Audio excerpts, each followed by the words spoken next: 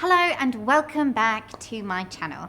Today's video is all about how to prepare for an online interview.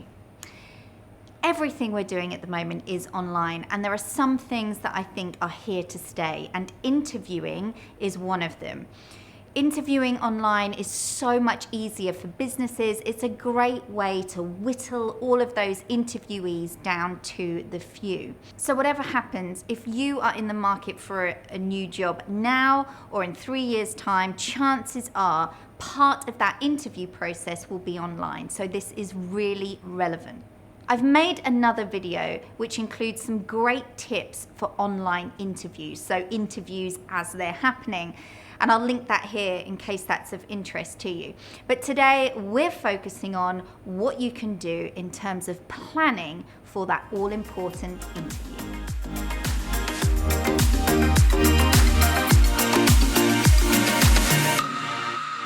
My first point is all about planning and preparation. So never underestimate this, how much planning and preparation you need to do. Now, I'm not just talking about spending an hour looking at the company who's going to be interviewing you. I'm talking about going that extra mile, finding out about the person who's going to be interviewing you, how long they've been at the company. All these things you can typically find out via LinkedIn. But more than that, really looking at the company that you're interviewing for. So finding out as much information as you can. I'd then take that one step further, especially when it's online interviewing, and start looking at how you can make sure that you set yourself apart from all of the others. So really thinking about where you're going to sit when you do your interview. Start planning in advance to make sure you know you have quiet time during that online interview. So that means no deliveries, no Amazon orders coming to the door, really focused quiet time. So thinking about everything from the minutiae detail to the really important details about the business will make such a difference when it comes to your online interview. You know already the type of questions they are going to ask. And as I said, I've made a video all about this, which I'll link here for you to view. But when it comes to your answers, make sure that you've planned them, make sure that you've rehearsed them in advance, but also make sure you don't waffle. Don't fill the space with talking. My tip to you is if someone asks you a question, answer it. Answer that question and that question alone. Don't bounce onto other questions that you're creating in your mind. So you're creating this huge monologue of you just talking. Just answer the question that you're being asked. The third point kind of relates to the answering questions point, and it's try not to create a script for yourself.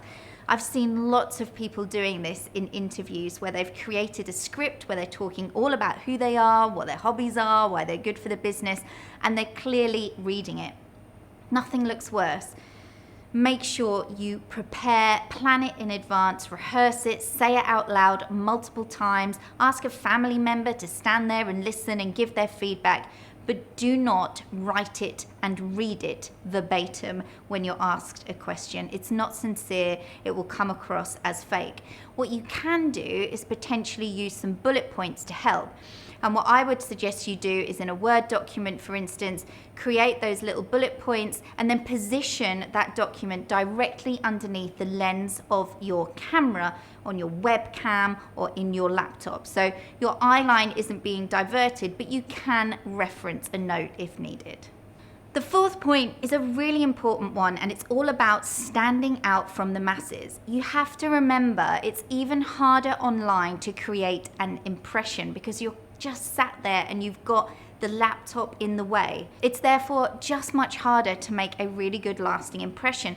So you need to think differently and think, how can I stand out from the crowd? And one way you can do that is to use images. Now you already know pretty much for sure that they're going to ask you things like, what are you most proud of? Or what's one thing that stands out in your mind as something you've achieved? That kind of thing. Now for that, I suggest you find an image or a selection of images that you can use to tell a story or to really illustrate your point. For instance, if it was me, if somebody said, what is something you're really proud of? I might reference the fact that I ran a marathon, and I'm not a runner. It was bloody hard running a marathon. But I might bring up an image of me crossing the finishing line, and I might talk a little bit about the training and the mental preparation that I had to put into that, and how proud I was of myself for achieving that goal. Now, it's not the fact that I ran a marathon that's going to impress people, but what will impress on your interviewer is that image, because it's something they can use to remember you. So when they're thinking about all of the people they've interviewed, things like that, an image that you've shown is something that will last in that interviewer's mind, and you're far more likely to make it to the next round. And the final thing that you can do in terms of preparing for your online interview is actually practice it real time.